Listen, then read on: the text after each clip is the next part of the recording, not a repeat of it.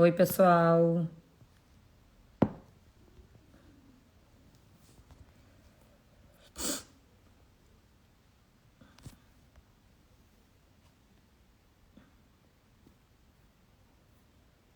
Oi, oi. Oi, Bea. Amor, que saudade. Eu vou começar, pessoal. Só vou esperar um pouquinho pra gente...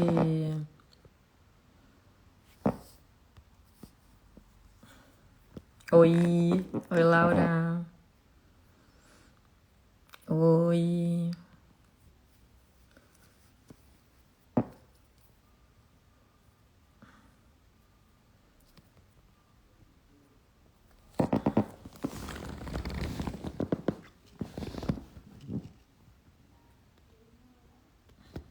Oi, Dilson.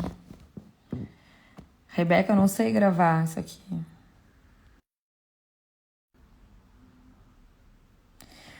Eu queria deixar salva, mas eu não tô sabendo fazer isso, gente.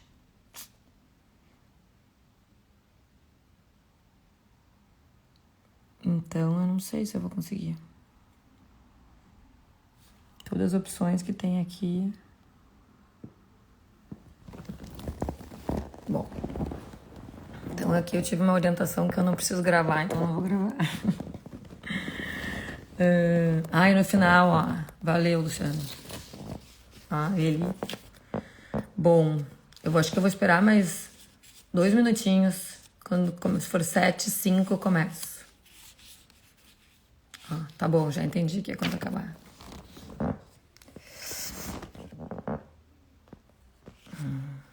Tá. E o pessoal, assim, ó, só trocar de cadeira, porque essa daqui tem barulho. Eu fiz um monte de pergunta ali, né? No post. E vou tentar dar conta das perguntas. E eu já vou explicar o porquê dessa live. E quero que vocês perguntem aqui também, no final, especialmente, assim. Se tiverem alguma dúvida, me perguntem, tá? A ideia, então, para iniciar... Bom, eu acho que todo mundo me conhece, né? Que tá entrando aqui. Agradeço a audiência. Eu nunca fiz uma live sozinha, e essa é a primeira vez. E a ideia, até hoje eu fui convidada, eu nunca tive a iniciativa. Mas a ideia é a gente esclarecer um pouco um dos últimos posts que eu fiz, que é um pedacinho de uma entrevista que teve lá na Vivar, pela Rádio Guaíba, né? Em que eu falo das condições atípicas do desenvolvimento. E aí, com essa postagem, veio um monte de comentário dizendo: ah, não, faltou, tu esqueceu de falar de tal coisa, tu esqueceu de falar tal coisa. Então, a ideia hoje é esclarecer um pouco os diagnósticos diferenciais do autismo, que na verdade são as condições atípicas do desenvolvimento, e esclarecer alguns termos que a gente usa de forma coloquial ou de forma não coloquial e que se confundem, tá? Então, assim, eu vou começar, são 7:05, depois a gente grava, então, para quem não conseguiu assistir. O mais importante, primeiro, eu acho que é a gente colocar alguns conceitos, tá? E um dos conceitos que eu uso com muita frequência e que não é um conceito cientificamente estabelecido é o de transtornos atípicos do desenvolvimento, tá? Quando eu, Marta, e assim, ó, quando eu falo muito parece que eu sou uma narcisista, mas não é isso. É porque não quer dizer que todos os neuropediatras usem os mesmos conceitos ou usem as mesmas informações ou concordem com a minha forma de pensar, entendeu? Por isso que eu falo muito assim. Então, quando eu, Marta, falo sobre transtornos atípicos do desenvolvimento, seja em post, seja em consultório, seja em live, seja em conversa, eu tô falando especificamente de 3 condições, tá? De autismo, de TDAH, transtorno de déficit de atenção e hiperatividade, e de altas habilidades e superdotação. Daí vocês podem perguntar, mas o TDL, que é o transtorno de desenvolvimento da linguagem, não é um transtorno atípico do desenvolvimento? Ah, mas o transtorno da aprendizagem, os transtornos de aprendizagem não são transtornos atípicos do desenvolvimento? Ah, daí teve uma questão. Mas altas habilidades não é um transtorno. Então isso tudo tá certo, tá? Então assim, não. Altas habilidades não é considerado um transtorno, tá? Tanto é que o nome não é transtorno das altas habilidades. Transtornos, se a gente for pensar, transtorno do desenvolvimento da linguagem, transtorno opositor desafiante, transtorno do humor bipolar. Ah, então todos os transtornos são transtornos atípicos do desenvolvimento? Também não. Então, esse meu uso talvez seja um uso mal empregado, mas não é de uma forma inadequada que eu tento usar esse conceito de transtorno. É porque na minha cabeça, quando eu começo a fazer hipóteses diagnósticas, isso talvez seja difícil para vocês entenderem, mas eu acho que é importante, eu coloco em blocos os meus pensamentos. E aí, os meus pensamentos, quando eu tô vendo uma criança autista, com TDAH e com altas habilidades, eles giram no mesmo ciclo. Se eu vejo uma criança com um transtorno de desenvolvimento da linguagem, ou com transtorno de aprendizagem, ou com transtorno opositor desafiante, que são os que eu mais vejo no consultório, tá? Marta, entro num outro giro. E não é porque não possa existir associação entre transtorno do espectro autismo, transtorno de déficit de atenção e hiperatividade ou altas habilidades com essas outras condições, são muito comuns essas associações.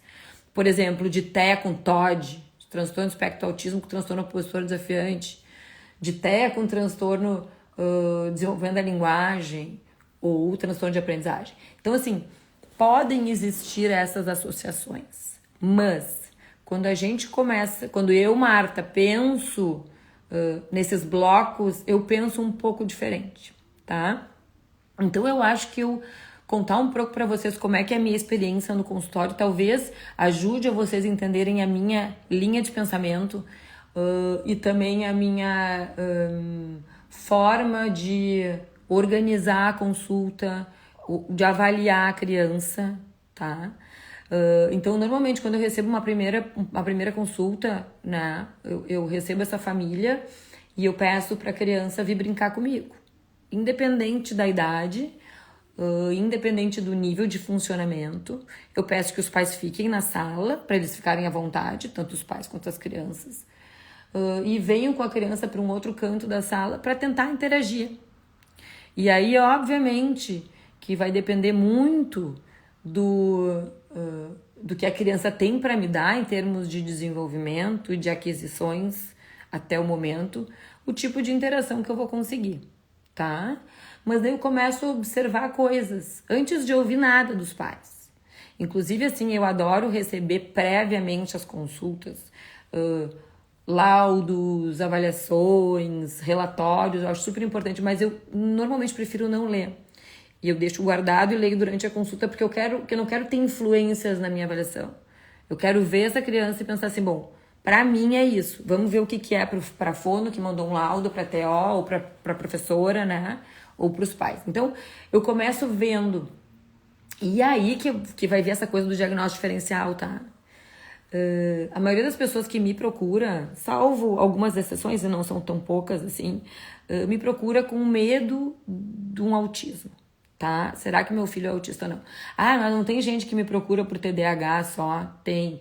Não tem gente que me procura por transtornos de aprendizagem? Tem. Tem tudo. Mas a maioria é isso. E aí, então, eu vou pro chão com aquela criança e começo a ver padrões, né? Ofereço brinquedos, fico um tempo só de observadora, vendo como é que ela vai se mover, o que ela vai buscar na minha sala. E aí eu tenho uma sala que os pais sempre falam, mas Marta, aqui não dá certo, porque tem muito estímulo. E de fato, assim, nas reconsultas, quando eu vou reavaliar uma criança que está em terapia, eles normalmente não performam tão bem na minha sala quanto eles estão performando em outros lugares. Por quê? Porque é uma sala com estímulos demais.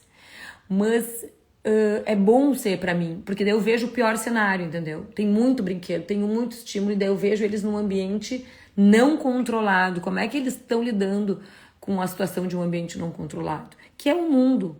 O mundo não é controlado. Quando tu vai com teu filho no shopping center, tu não sabe que tipo de estímulo ele vai receber. Então, o consultório acaba sendo isso aí. Bom, mas enfim, a criança chega, a criança começa a explorar e começa a explorar de certas formas, né? Ela começa a explorar, às vezes, muitos vão direto para os carrinhos, viram todos os carrinhos e começam naquele esquema de girar a rodinha, ou de olhar detalhes de cada carrinho, ou de enfileirar, ou de amontoar, botar para frente e para trás. Outros vão para as letras, e daí começam A, B, C, D, E, ou começam a falar inglês. Então, obviamente eu não vou conseguir dar exemplos de tudo que acontece no meu consultório aqui, né? Mas o que eu tô querendo dizer é que a partir dessa observação, eu começo a abrir uma linha de pensamento, assim. O que tá acontecendo aqui, né? E aí, muitas vezes, eu chamo por uma brincadeira. Ou chamo, tento intervir, ou tento me meter. Muitas vezes eu não consigo. Eles não topam a minha entrada. E daí eu só observo. Ou eles topam a minha entrada, muitas vezes através da música. Chego na sala de espera, eu já falo, oi, fulaninho. A criança nem vira pra mim. Oi, fulaninho. Nem vira, daí eu começo. O sapo não lava o pé. Tô rouca. Não lava porque não. Daí a criança olha. Quer. Ele mora lá. Daí ele olha de novo. Então, a gente começa a ver quais são os padrões daquela criança, o que interessa, como é que eu vou chegar. Às vezes eu começo a falar inglês. E aí eu ganho muitos pacientes. Muitos. Que eu vou, tento, daqui a pouco eu começo. Ok, let's get the letters. Let's start with the letters. E daí eles, pá, essa mulher fala a minha língua. Essa mulher tá sabendo o que eu tô gostando de fazer. E daí eu começo a analisar essa criança, faço a minha observação e sento para conversar com os pais. Vejo os laudos, vejo os relatos e ouço os pais, porque eu não consigo ver tudo na consulta. Obviamente não, né? E às vezes numa consulta nem a minha impressão eu consigo fechar. Eu fico assim, será que é? Não tenho certeza. Mesmo depois de ouvir os pais, de ler os laudos, porque eu vou muito... respeito muito a minha visão, o meu feeling, sabe? Assim, do que é o que não é. Então, às vezes eu acho que eu não sei, eu falo, olha, vamos voltar aqui daqui a um tempo. Voltem aqui, tá? Pra gente rever e tal. Mas, enfim, daí eu converso com os pais, ouço as queixas dos pais. Ah, como é que é a alimentação? Como é que é o sono? Como é que é a alimentação? Como é que é o sono? Já convulsionou? Começo a tentar puxar, fisgar informações que eu não consigo ver ali. E aí eu vou formando o meu conceito do que eu acho que aquela criança tem, tá? E às vezes me fica muito claro o que aquela criança tem. Às vezes me fica nada claro. E às vezes, poucas vezes, graças a Deus, e às vezes me ficam dúvidas. Será que é só isso? Será que é isso? Será que tem uma mistura de coisas? As crianças mais velhas e as crianças mais abertas ao contato, elas topam fazer desafios comigo. Então, muitas vezes eu vou pro desafio. Aí eu sento na mesinha e falo, vamos montar esse quebra-cabeça ao contrário. Monta aqui, depois a gente monta sem dicas. Vamos fazer isso. Peço algumas coisas abstratas. Enfim, e aí eu vou sentindo o quão grande ou além é o desenvolvimento dessa criança em algumas áreas. Às vezes eu começo a conversar e vejo um vocabulário completamente excepcional para aquela idade. Às vezes eu começo a conversar e vejo uma facilidade de números excepcional. Ou eu vejo uma dificuldade enorme na abstração. Foi indo bem nos desafios. Quando chegam alguns desafios abstratos, a criança emperra e pá! Rígido, não consegue. Não consegue entender que se para fazer aquele desenho que eu pedi é só sobrepor uma peça na outra, não consegue. Conseguiu ler com 4 anos um monte de coisa, mas não entende que tem que sobrepor uma peça na outra para fazer o combinado ali. E aí tu começa a ver as rigidezes, as dificuldades. Bom, então assim, é assim que se dá a avaliação. E daí eu concluo, ó, obviamente é isso, ou eu tenho dúvidas, ou talvez é isso, mas talvez seja isso e isso também. E aí a gente tá falando dessas comorbidades que são associadas muitas vezes e que a gente já consegue algumas vezes ver na primeira consulta, às vezes a gente não consegue. E às vezes não dá nem tempo de tocar nisso, né? Porque tem que, enfim, conversar com os pais, explicar o que eu vi, o que eu acho que a gente tem que fazer, e aí a gente vai entrar em outras comorbidades depois, tá? Mas voltando para o tema principal, e daí então que é o negócio do diagnóstico diferencial, ele às vezes é muito complicado. Mas quando, e ali naquele post que deu o que falar ali, eu falo de transtornos atípicos do desenvolvimento, me referindo a altas habilidades, TDAH e TOD e TEA, eu não tô falando que altas habilidades é um transtorno, não é isso. Eu me expresso mal quando eu uso esse termo, eu sei. Altas habilidades não tem nem CID ainda, né? Não tá dentro do manual das doenças mentais. Altas habilidades é um termo que está sendo cada vez mais descoberto. Antes a gente dizia que tinha altas habilidades uma pessoa que tinha QI elevado. Hoje a gente sabe que não é isso. Que inclusive pessoas com grandes deficiências podem ter altas habilidades. E isso não é incomum, isso é bem comum. Autistas que têm deficiências importantes. Então eu faço assim que aqui tá a linha da média, aqui estão as altas habilidades, aqui tem deficiências importantes, mas tem altas habilidades também. Ah, não, mas é só hiperlexia. Não, tem altas habilidades também, tá? Então, assim, como eu faço um pensamento retrógrado, assim, eu penso, bom, essa criança me parece ter um autismo, por exemplo, um autismo leve, mas também altas habilidades. E aí eu volto assim, óbvio, por quê? Porque o início genético mesmo, as mutações genéticas mais frequentemente relacionadas ao autismo, elas são também relacionadas a altas habilidades. E elas são também relacionadas a TDAH. Ah, mas também não é comum transtorno de desenvolvimento da linguagem, os mesmos genes genes em comuns com autismo? Sim, existem genes em comuns da epilepsia com autismo, de transtorno de desenvolvimento da linguagem, de transtorno de aprendizagem, de transtorno opositor desafiante, tá? Então, assim, existe isso, mas é muito mais comum a gente ter esses três associados. Tanto é que quando a gente volta nas histórias das famílias, a gente vê, o meu pai a mãe falando, o meu pai é superdotado e meu irmão tem TDAH e o filho é autista. Mas então eu acho que não sei quem, não sei o que, e o filho, entendeu? Então a gente consegue ver essas associações que, pra mim, Marta, é o trio atípico. Então tudo, o que é atípico? O que é um transtorno atípico do desenvolvimento? Isso não é um conceito, é um conceito simplista e é uma forma de entender que é um desenvolver não nos padrões da normalidade.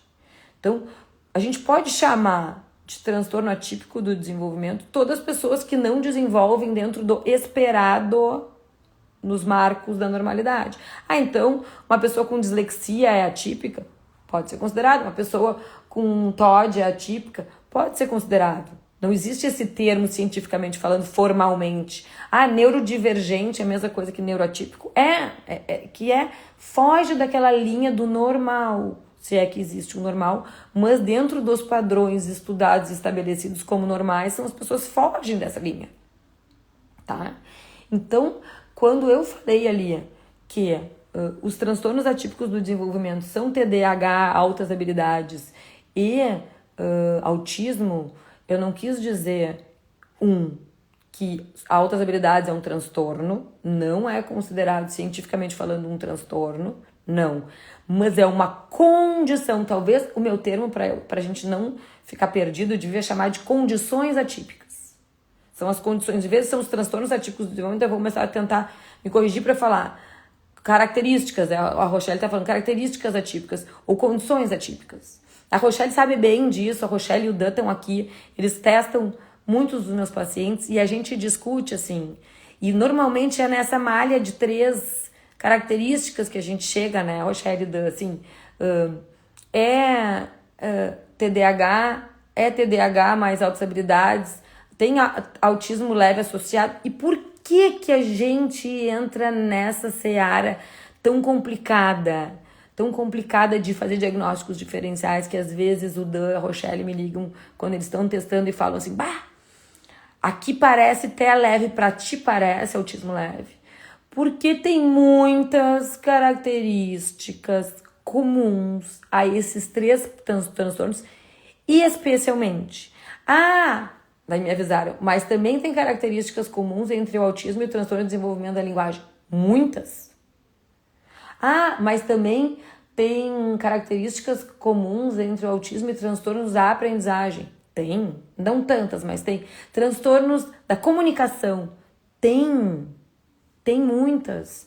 Por que tem muitas características do autismo que parecem estar associadas a todos os transtornos que têm a ver com a comunicação ou com a linguagem, especialmente? Porque a pessoa, inclusive surdez, é um dos diagnósticos diferenciais do autismo. Porque a pessoa que não ouve, desde que ela nasceu, ela não fala, certo? A pessoa que tem um transtorno de comunicação e da linguagem, ela não fala. Transtorno de desenvolvimento da linguagem. Ela não fala, ou ela fala de forma inadequada, ou ela fala de forma inapropriada. O que acontece com uma criança, vamos lá, uma criança que não consegue se comunicar? Independente dela ter autismo, dela ter transtorno de desenvolvimento da linguagem, da comunicação, ou ela ser surda. Vamos usar esses aqui, tá? São os principais. O que elas têm em comum? Elas querem se comunicar e não conseguem. E aí elas começam a ter comportamentos relativamente inadequados e a ter isolamento social como consequência. Porque elas chegam no meio dos pares, ninguém entende o que elas estão falando. Então o que tu faz? Tu te recolhe. Bom, essa galera não me entende. Eu me recolho. Essa pessoa não tá entendendo que eu tô com fome, daí eu começo a bater pra dizer fome, só que não sai fome. Então, dentro desses 3 que eu falei agora que envolvem a comunicação, tu vai ter comportamento inadequado, tu vai ter dificuldade de socialização, porque tu não consegue falar. Se uma pessoa que aprendeu a falar e depois de certo tempo tu não consegue mais falar, ou tu deixa de ouvir, tu ainda consegue entender diferente, mas quando tu já nasce com essa dificuldade, tu nunca aprendeu. E aí tu não tem estratégias que tu formou em ti para conseguir usar outras formas de comunicação. Então tu grita, tu berra, tu bate, tu esperneia, entendeu? Ou tu te isola. Então sim, existem características comuns. O que diferencia alguns tipos de autismo desses outros transtornos de comunicação que a gente falou? E depois eu vou voltar para o TDAH e para as altas habilidades, mas falando desses especificamente. O que diferencia alguns autistas? Que eles não têm intenção comunicativa. Mas todo mundo tem intenção comunicativa. O nosso objetivo é que todo mundo tenha intenção comunicativa. Mas tem alguns autistas, especialmente os mais comprometidos, tá? Que eles estão tão no mundo deles que eles não têm intenção comunicativa. Então aí fica mais fácil de diferenciar. Como é que tu diferencia um transtorno de desenvolvimento de linguagem do autista? Se o autista não tem intenção comunicativa, eu consigo diferenciar. Porque é uma criança que não vai fazer contato visual, que não vai tentar me mostrar nada naquela minha sala cheia de brinquedo. Ele vai lá sentar, pegar a rodinha e girar. Uma criança com transtorno de desenvolvimento da linguagem não vai fazer isso. Ela vai explorar, ela vai olhar, ela vai fazer... Entendeu? Mas não, nem todas. Não, a gente não pode nunca, né, generalizar. Até porque existem vários autistas que já chegam com vontade de falar, com intenção comunicativa, e que ficam pra ti também, né? Então aí, essas diferenciações são bem complicadas e são difíceis de fazer.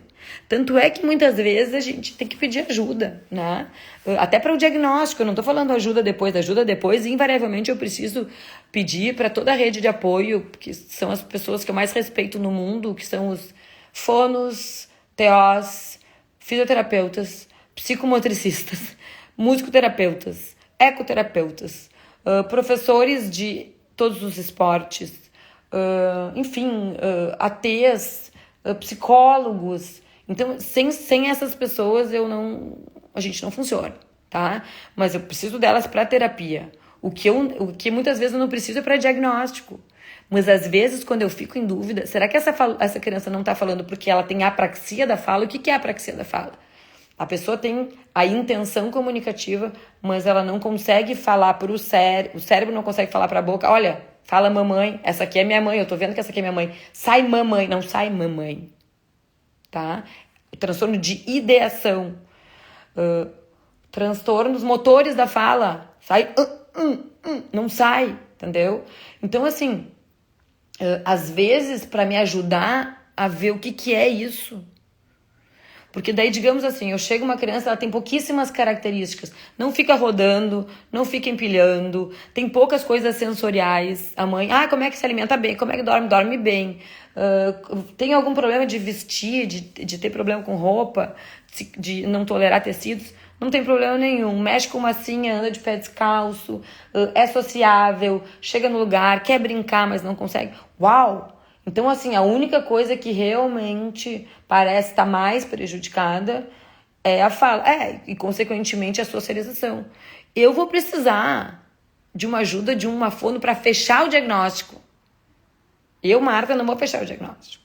Vou falar, olha, eu acho que pode ser isso, isso, isso. Passa na fulana ou no fulano e vamos ver a opinião dele. Vamos fazer uma avaliação fonológica. E aí a gente vai conseguir entender o que é aquele caso, tá? Então, a primeira consulta ela é importante por isso, assim, que ela é um divisor de águas e que rumo a gente vai tomar, não só no tratamento, mas no diagnóstico. O diagnóstico está fechado, não está fechado, existem dúvidas, não existem dúvidas. Outra coisa que acontece com relativa frequência, por sorte, é eu ver uma criança, eu fazer um diagnóstico, tá? E a criança voltar depois de 6 meses de terapia tão melhor, mas tão melhor, que os pais me perguntam, era esse mesmo diagnóstico? E que eu paro para pensar e falo, será? E daí eu volto, me lembro da primeira consulta e vejo que sim, era esse o diagnóstico. Só que agora ele tá tão bem que tem uma coisinha ou outra que talvez se essa criança tivesse chegado para mim tão bem como tá 6 meses depois, eu ficaria muito em dúvida do diagnóstico. E esse é o lado bonito da reabilitação precoce, né? Se a gente conseguir adiantar, óbvio que depende de vários fatores, depende da gravidade, depende do nível de inteligência, depende da qualidade da equipe, da quantidade de horas, mas enfim, se a gente conseguir pegar cedo, a chance de voltar em 6 meses ou um ano depois pro meu consultório crianças e eu me questionar se o diagnóstico que eu fiz era certo, é muito grande. Por isso que a gente não tem que titubear, tá em dúvida, leva, tá em dúvida, começa, reabilita. O máximo que a gente vai fazer é voltar lá e falar assim, olha, se tinha, desapareceu. A gente não pode falar que existe cura, até porque não é uma doença. Mas assim, tá quase assintomático. E é esse o nosso objetivo, né? Tá quase assintomático. Então, assim, eu sempre volto pro diagnóstico precoce, porque eu acho que essa é a maior lição de todos os tempos. Que aquela frase que muita gente já ouviu, que muita gente já disse, inclusive, cada criança tem seu tempo, essa frase tem que ser cavada, enterrada e soterrada. Porque não é isso. Não é que a gente tem que sair acelerando todo mundo, mas a gente não pode achar que atrasos são aceitáveis sempre. Não, atrasos podem existir, mas eles têm que ser avaliados. E aí, se parecer só um atraso, tá bem. Vamos deixar, vamos observando. Agora, se não é, a gente tá em tempo de fazer um monte de coisa, né? Bom, vou voltar. Eu tô perdendo todas essas perguntas aqui, mas depois eu volto.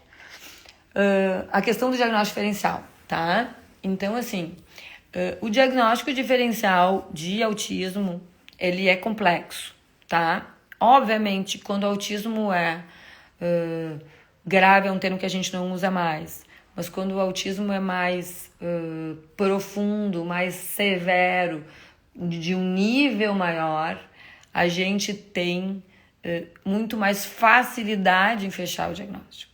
Muito mais. Né?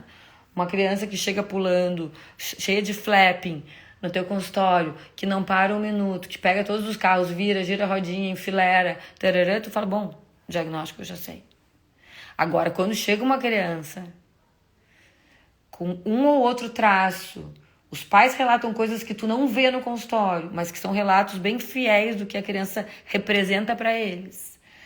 E tu começa a testar, e tu vê, tarará, esses casos são mais difíceis. E aí eu chamo gurias, Rochelle, Dan, Fernanda, Eriane, pessoal, me ajudem. O que tem aqui? Além de coisas atípicas, de condições atípicas. E às vezes eu falo para os pais, eu consigo ver que teu filho é atípico. Eu consigo claramente ver. Eu só não consigo ter certeza absoluta de qual é a porcentagem de atipia que está em cada um dos meus pensamentos diagnósticos. O quanto por cento é TDAH, o quanto por cento é autismo, o quanto por cento é altas habilidades, o quanto por cento é transtorno de desenvolvimento da linguagem, o quanto por cento é transtorno de aprendizagem. Eu não consigo, às vezes. Não consigo. Consigo ver que tem alguma coisa que tem que funcionar diferente. Mas eu não consigo saber exatamente o que é. E o bacana dessas condições atípicas, né, é que a gente não trata, não é uma doença, né? Ah, hipertensão, dá antihipertensivo. Não. Então a gente não trata, tem que fechar o diagnóstico, porque se é hipotireoidismo, tem que dar hormônio da tireoide. Então tem que fechar o diagnóstico. Não. Eu não preciso fechar o diagnóstico. Eu sei que todo mundo quer fechar o diagnóstico, mas às vezes o que eu preciso ver é o que está acontecendo, o que está afligindo essa criança, o que está afligindo essa família. É tal coisa. Então vamos tratar a tal coisa. A gente não sabe qual é o nome ainda, mas a gente sabe que a tal coisa, que pode ser a dificuldade de comunicação, está afligindo essa criança. Então vamos tratar, sem dar nome ainda, dando um nome de condição atípica, a tal coisa. E daí a gente vê, depois que a tal coisa estiver sendo resolvida, o que aparece pra gente. Então essa é, eu acho que talvez a grande jogada, assim, a virada de chave. É a gente conseguir ver essa tal coisa e tratar essa tal coisa. Mesmo que ela não tenha nome, né? Eu tenho pacientes que eu não sei o que eles têm. Eu não sei o que eles têm. E eu já vi eles 2, 3, 4, 5, 6, eu não consigo ver. Eu sei, é TDAH. Não, mas é TOD. Não, mas é TEA leve. Não, mas assim, eu não sei, mas sei que tem uma coisa que não tá legal, uma família que tá disfuncionando por causa da criança, uma escola com queixas diárias, sabe? E aí a gente, o que tem? Bom, vamos tratar o que tá incomodando. Outro dia, eu tenho uma paciente que eu adoro, com uma família que eu adoro, que eles não sei nem se eles estão aqui agora, que é uma menina que, além de ter uma coisa sensorial muito importante, assim, ela não consegue se vestir, as roupas incomodam, ela tá sempre se pelando, assim. Ela disfunciona em ambientes sociais. Mas fora isso, assim, no consultório, ela tem outras habilidades, é uma dinâmica maravilhosa, adoro atender ela, é uma pessoa autêntica, uma dinâmica, é muito bacana a consulta. Mas chega na escola, queixa. Fulana complicou, fulana bateu, fulana brigou, fulana não sei o quê. E aí, então o que eu vou fazer? Eu disse, essa guria precisa de um acompanhante terapêutico em sala de aula. Porque é a sala de aula que está acontecendo. Eu não sei, no meu consultório não acontece isso. No meu consultório eu não vejo essa menina, eu vejo outra menina. Então assim, mas ela vai precisar de aba, mas ela não é autista. Não, ela não é autista, mas ela precisa de aba. Aba não é uma terapia para autista. Denver não é uma terapia para autista. Denver e aba são formas comportamentais da gente avaliar e tratar crianças com questões comportamentais.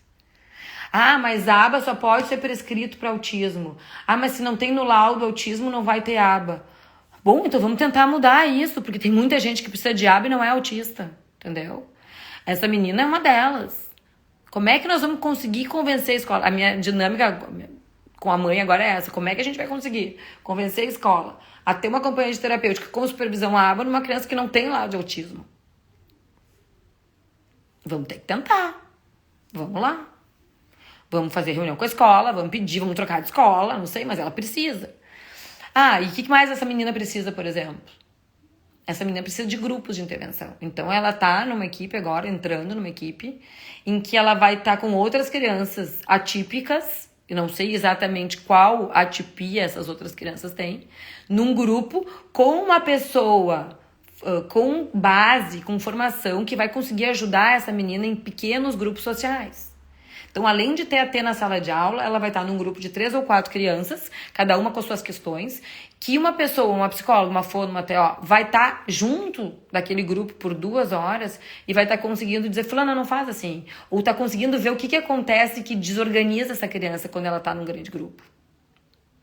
E aí a gente consegue entender, porque a gente vai ter alguém mediando, uma pessoa com formação mediando, e essa pessoa vai nos dizer, na sala de aula a gente precisa promover tal ambiente, ou promover tal tipo de equilíbrio, ou, entendeu? Pra gente daí conseguir. Então as coisas, o autista é aba, é TO, é fono, não. O autista não precisa de físio, precisa. Então, não é assim, entendeu? Quando a gente trata de comportamento infantil, até por quê? Porque o comportamento infantil ele está em desenvolvimento. Ele muda. Um dia pode ser assim, 10 dias depois pode ser assado. Então, assim, não é uma coisa, é assim. Daí os planos de saúde querem saber por quanto tempo vai precisar disso. Não sei. Eu não sei por quanto tempo vai precisar de fono. Como é que eu vou... Alguém sabe? Alguém tem bola de cristal? Como é que eu vou... mas precisa pôr no laudo por quanto tempo? Daí tu põe por tempo indeterminado. Mas não pode ser por tempo indeterminado. Bom, gente, eu não sei. Talvez precise por 1 semana, talvez precise por 5 anos, talvez precise para sempre. Eu não sei. Por quê? Porque o comportamento é dinâmico. Os ganhos são dinâmicos. Essa pessoa, ela vai evoluir, né? E assim, toda criança autista precisa ir para a escola. Não é isso, não é assim. O que a escola promove? A escola promove um convívio com crianças típicas, que é maravilhoso. Por quê? Porque as crianças, elas aprendem muito na base da imitação. Se essa criança convive com o adulto, ela começa a imitar o adulto. Se essa criança só convive com atípicos, ela começa a imitar o atípico. Se essa criança convive com típicos, ela começa a imitar os típicos. Show! É isso que a gente quer. Só que existem crianças que estão tão aquém da imitação na sua crescida do desenvolvimento que não adianta a gente colocá-las na escola ainda. A gente precisa trabalhar uma coisa pré-isso, pré-imitação. A gente precisa trabalhar o tônus dessa criança. É uma criança que mal consegue caminhar sem bater em tudo, tropeçar em tudo, não sabe, ter um corpo completamente desorganizado, que socialmente vai ser um desastre. Então, a gente tem que olhar para cada um. É escola, fono e TO. Gente, para quem é isso? Tem gente que é físio 5 vezes por semana e daí vamos fazer outras coisas em paralelo? Vamos. A família, olha só, a gente ainda não tem liberado pelo plano de saúde, eu posso escolher uma terapia para o meu filho autista agora. O que eu faço? Faz físio. Faz físio e volta aqui em 6 meses. E aí a gente vai ver se o corpo estiver pronto, para onde é que a gente pode ir. Entendeu? Doutora, eu tenho dinheiro para pagar 1 hora de terapia para o meu filho autista. O que eu faço? Faz... intervenção parental. Não faz nada. Fica com teu filho em casa e conversa com alguém que entenda de comportamento, que ela vai te dar dicas para tu começar a trabalhar com teu filho. Daí tu não vai trabalhar 1 hora por semana. Tu vai trabalhar todas as horas que tu tiver, mas tu aprendendo. Então, cada caso é um caso, cada família é uma família, cada clínica funciona diferente, né? E a gente tem que observar isso. Então, os diagnósticos diferenciais, eles são muito complicados. Eles são muito complicados porque a gente cai nessa dificuldade, às vezes, de ter esta clareza, tá? E assim, quando eu encaminho pro psicodiagnóstico, muitos pacientes, aí acho que a parte mais legal, que eu mais queria falar hoje é essa parte que eu vou entrar agora. Quando eu caminho pro psicodiagnóstico, é porque eu tô em dúvida, muitas vezes, se essa criança tem só altas habilidades, ou se ela tem altas habilidades e autismo, ou se ela tem altas habilidades de autismo e TDAH. Porque às vezes, porque essas 3 condições especificamente, e aí para os que falam muito do TDL, entra o TDL, transtorno de desenvolvimento da linguagem também, tá? Depois eu vou falar de TOD um pouquinho, mas de TDL também, elas têm muitas características comuns. Ah, mas se tem hiperfoco é porque é autista. Não. Não quer dizer. Ah, se tem dificuldade de socialização é porque é autista. Não. Não necessariamente. Ah, se já sabe ler muito cedo é porque é superdotado. Não. Pode ser um autista hiperléxico. Ah, porque se tem rigidez comportamental é porque é autista. Não. Tem muita gente com alta habilidade que tem uma dificuldade incrível de flexibilizar. Muitas crianças com altas habilidades. Dificuldade de frustração. Que tem crises homéricas. Ah, se tem crise é autista. Não. Tem crianças que têm um diagnóstico único exclusivamente de superdotação e tem crises bizarras nas frustrações. Que se tu passa na rua e tu olha e tu fala que aquela criança é autista, não é um superdotado tendo uma crise na frustração. Ó, minha filha é seletiva e não é autista. Tem pessoas que têm seletividade alimentar e não são autistas. Então, não dá pra gente dizer que tudo é uma coisa só. Não é, vai depender muito do olhar clínico. E aí, entra a questão do psicodiagnóstico, daí a pessoa fala, ó, pelas escalas e pelo meu olhar, a psicóloga fala, me parece TDAH, autismo e altas habilidades. Tá, o que parece pra ti? Eu falei, eu acho que as características que tu tá vendo como autista, na minha visão clínica, não é do autismo, por exemplo. É de uma alta habilidade. Ah, mas o hiperfoco mas eu acho que não é autismo. Eu acho que não fecha. Não fecha porque essa coisa do autismo que é muito forte, que é a dificuldade de comunicação e socialização, e de novo, dificuldade de comunicação e socialização não significa a pessoa que não se comunica e que não socializa. Pode ser, inclusive, uma pessoa que se comunica e socializa demais, de forma que isso se torna inadequado.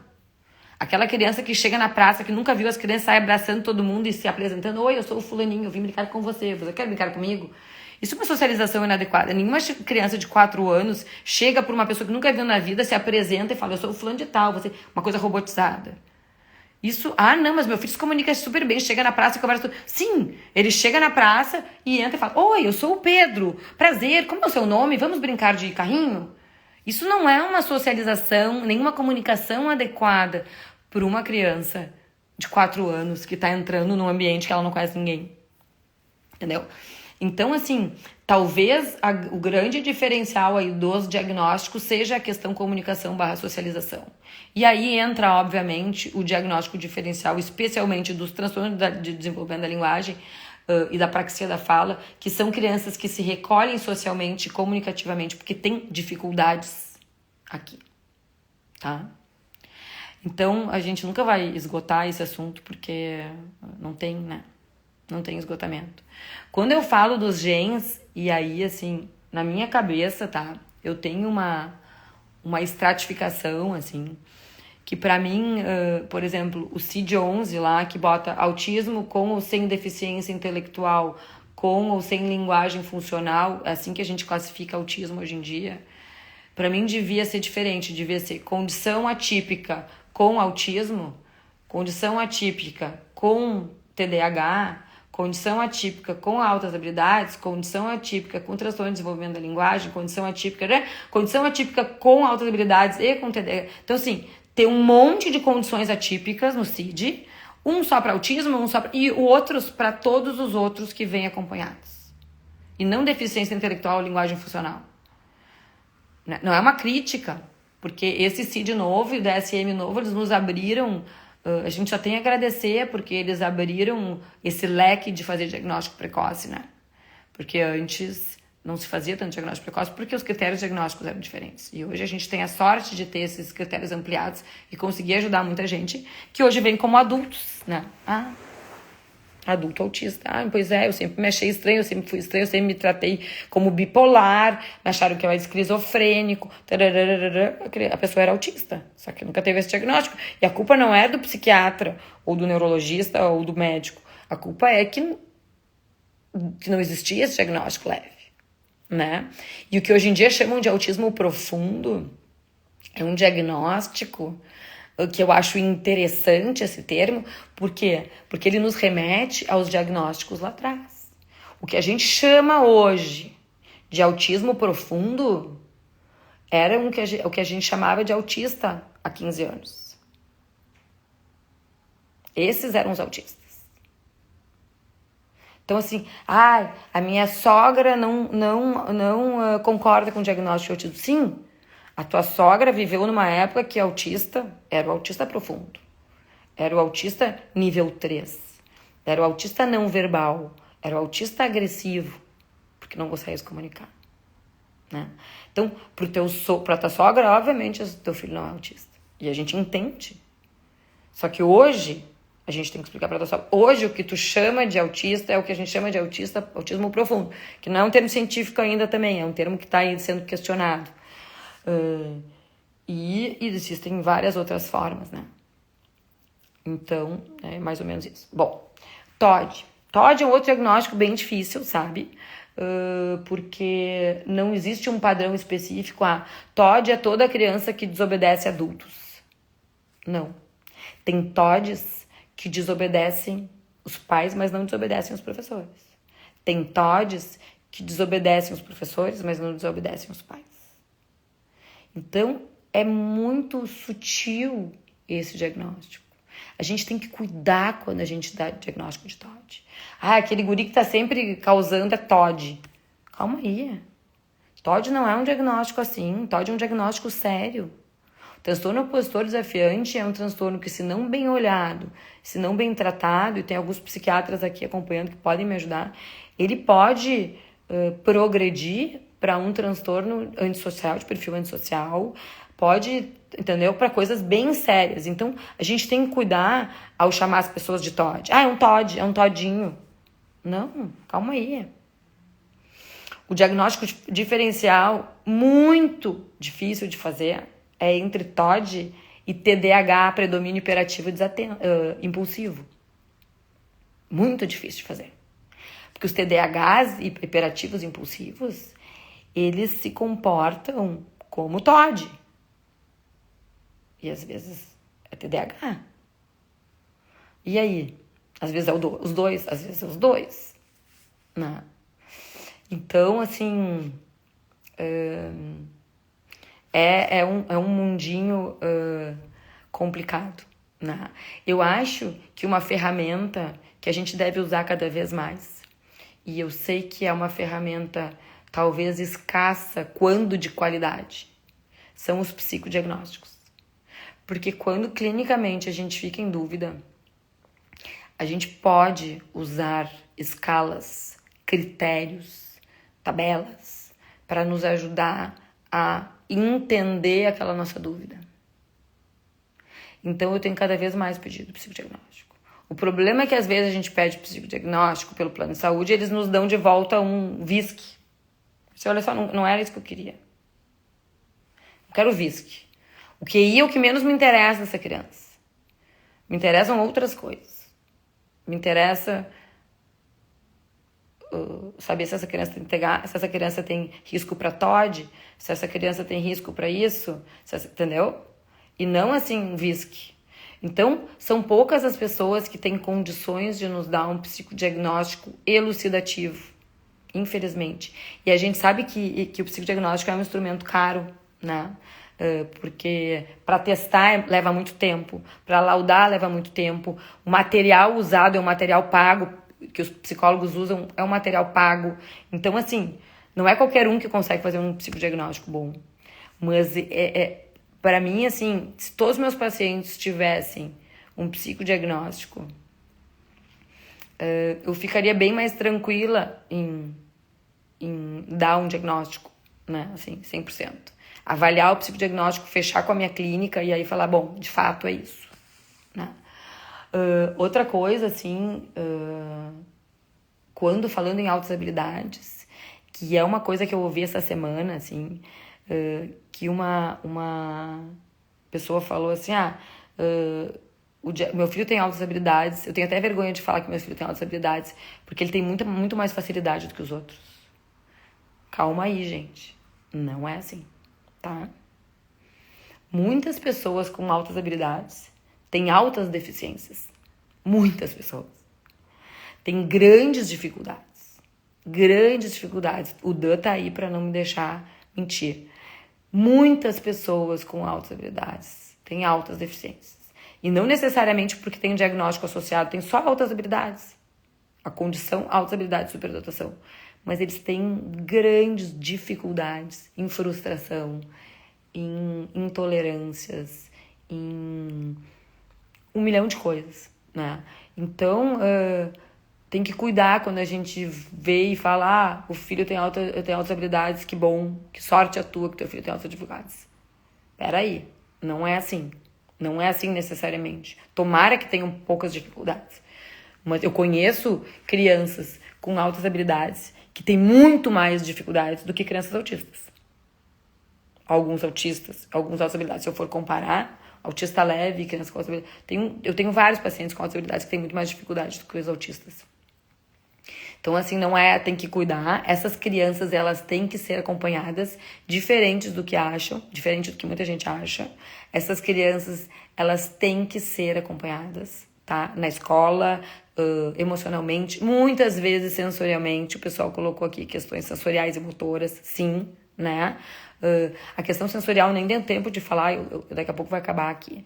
Mas a questão sensorial é uma questão que aparece em muitos diagnósticos, tá? Então, assim, porque é sensorial, é autista, isso é um grande erro, não tem nada a ver. Inclusive, pode ser sensorial puro, né? Que é o diagnóstico do filho da Giovanna Eubank, do menino aquele. Tem um transtorno, não sei se é, mas é o que dizem, né? Um transtorno de processamento sensorial, tu pode ter só um transtorno de processamento sensorial. Tu não precisa ter outras coisas associadas. Mas tu pode ter altas habilidades com transtorno de processamento sensorial, tu pode ter altas habilidades com estereotipia, tu pode ter altas habilidades com hiperfoco, tu pode ter altas habilidades com dificuldade de socialização. Tu pode ter tudo isso no TDAH e tu pode ter tudo isso no autismo. E tu pode ter muitos desses no TDL e tu pode ter muitos desses em transtornos de aprendizagem, inclusive em dislexia. Tem crianças que têm dislexia, dificuldade de leitura e escrita e que se recolhem para o seu mundo de uma forma que parecem que tem outros diagnósticos, né? Então, por isso que a gente tem que tratar os sintomas. A gente tem que tratar os sintomas. O diagnóstico é dislexia, vai para fono. Bom, se é o diagnóstico é dislexia, obviamente vai para fono, vai para psicopedagoga. Mas a gente tem que pensar se essa criança também não precisa ser vista por um psicólogo. Porque ela tá com uma bagagem emocional dessa dificuldade, bullying, etc, né? Então, é isso. Eu acho que a gente tem que falar um dia aqui só sobre transtorno de processamento sensorial, hein? Voltar com alguma TO e falar de transtorno de processamento sensorial. Porque tem muita gente que tem e nem sabe. E daí acha que os filhos são frescos, né? Não come nada, é um fresco. É um fresco cheio de cheiro de comida e fica com ânsia de vômito. É um fresco, mas daí eu boto goela abaixo. Tem gente que fala que segura o nariz do filho e faz tomar o suco de laranja. Gente... Tem criança que é sensorial, que não consegue, que aquele negócio é uma agressão, isso é uma agressão, entendeu? Então, assim, pelo amor de Deus, né? A gente tem que respeitar a criança como um ser, a gente tem que olhar para aquela criança, a gente tem que sentar, tem que entender, tem que olhar no olho, tem que entender a dinâmica. E aí ajudar os pais, porque os pais não entendem a dinâmica. Os pais estão com seus filhos ali, é meu filho, é a minha expectativa de perfeição, porque a gente tem essa expectativa, eu sou mãe. Vai ser... E não é isso. E aí a gente quer que seja. Então a gente nega, a gente cega, a gente tenta. Mas vai ser melhor pra ele se ele comer laranja. Um pouquinho. Então às vezes a gente precisa que outra pessoa enxergue o nosso filho. E daí essa pessoa vem nos dizer, olha, tu tá enxergando o filho que tu quer enxergar. Não é o filho que tu tem. E o filho que tu tem pode ser espetacular. Desde que tu aceite ele como ele é. Então vamos trabalhar com o filho que tu tem. A gente nunca vai ter o filho que a gente espera. A gente pode até ter um filho melhor do que a gente espera. A gente pode ter um filho, mas nunca vai ser exatamente igual. né? Aqui tem alguém me pedindo para falar sobre deficiência intelectual e autismo, né? Então, antigamente, né, deficiência intelectual e autismo eram quase a mesma coisa, assim, né? Todos os autistas eram deficientes intelectuais. Isso fica muito restrito hoje em dia às crianças com autismo profundo, esse termo que não existe. Porque a maioria das crianças que é nível 2 ou nível 1 de suporte não tem deficiência intelectual. Ou grande parte. E as nível 1 especialmente não, porque muitas vezes, inclusive, tem superdotação. Então, hoje em dia, essa certeza absoluta da deficiência intelectual, ela não existe até ser provada através de testagens. Lembrando que deficiência intelectual não é uma coisa estática, a pessoa pode ganhar pontos e perder pontos nas suas testagens de inteligência, com o trabalho, com a terapia, com a reabilitação, né? E hoje em dia a gente vê muito mais deficiência intelectual nos níveis 3. Renata pedindo pra falar o canabidiol, não vai dar, galera. Faltam 3 minutos e eu aprendi na última live que quando faz 1 hora, ela pá, né? Corta, daí a gente fica sem falar aqui. Eu vou querer pelo menos dar tchau. Então não vai dar pra falar de canabidiol hoje. Acho que tem que falar de um monte de coisa. Acho que é até interessante a gente coletar, assim, fazer uma enquete, quem mais quer falar de algum assunto, e a gente para falar desse assunto específico num próximo momento. Eu queria mais, assim, explicar para vocês que os diagnósticos diferenciais, eles são muito complicados. E que a gente trata sintoma, a gente não trata diagnóstico, tá? Diferente das doenças, que a gente trata a doença. Nos transtornos de desenvolvimento ou nas condições de desenvolvimento, para não chamar de transtorno, que não é transtorno, a gente trata sintoma, tá? E eu, Marta, tento sempre segurar ao máximo a questão medicamentosa. Eu acredito de corpo e alma no poder das terapias, em todas, né? Lembrando que não adianta a gente começar a construir o teto sem construir a base. A gente precisa de um corpo estruturado para ter um telhado, para ter uma fala, para ter uma troca de olhar, para ter uma atenção compartilhada. A gente precisa de um corpo estruturado. Se a gente tem um corpo que não está pronto, a gente não vai ter uma fala fluente, a gente não vai ter uma pessoa conseguindo socializar. Então, prestem atenção, assim, no corpo, prestem atenção nos sinais, e se vocês tiverem qualquer dúvida, levem para avaliar. E daí tirem essa dúvida e aí a gente resolve. Gente, um beijo, obrigada por me ouvirem sábado de noite. E a gente vai abrir ali depois um quadrinho para novas ideias de lives, tá? Beijo, galera. Muito obrigada. Tchau, tchau.